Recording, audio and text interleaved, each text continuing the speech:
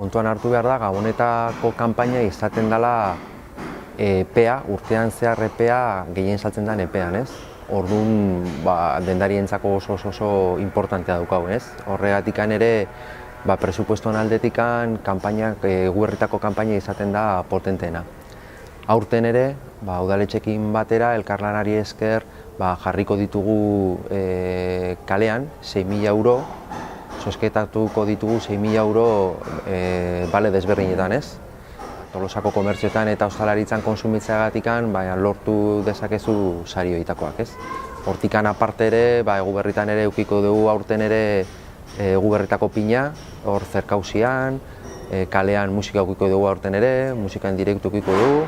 Aurten Tolosako gazteak ibiliko dira kalean eta baita ere Anonimos laukotea. Eta nobedade bezala, kanpaina egiteko aurkeztu dugu spota eta ikusteko aukera izango duzue bai sare sozialetan eta baita ere Leidorraretoan. Tolosankotikan bultzatu nahi dugu konsumo jasangarri bat, ez?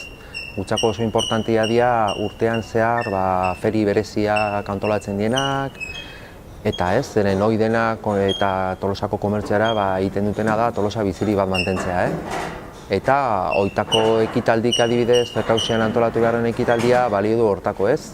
Kanpoko inguruko jende guztia Tolosa erakartzeko eta Tolosan ibiltzeko, konsumitzeko eta eguna pasatzeko. Tolosako komertzio eta ostalaritza enpresa bezala hartu bagenu, esango gineke bai edo bai Tolosaldeko enpresa hundina, ez? Zeren 1.500 pertsona inguru lan egiten dutela Tolosako 3. sektorean.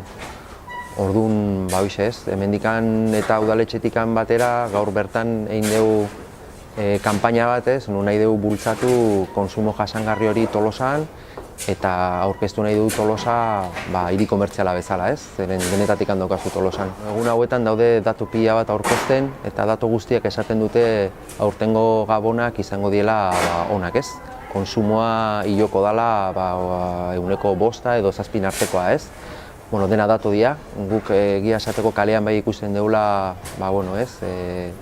mugindu pixkat gehiago, baino, espero dugula gabonak onak ukitzea denak, eta datu guztia Eguberri pasatak gero ditugu, baina guk ere pixkat baikorrak gea. Gutxi falta zaigun, hemen zuzendaritzan gaudenak, eta esan behar dugu, datorren urtarrian 31 gutxi gora bera, aurkeztuko dela beste talde bat, desberdin bat, zeren gure epeaia, iritsi zaiguia bukaera, eta talde berri bat hasiko dela lanen Tolosanko.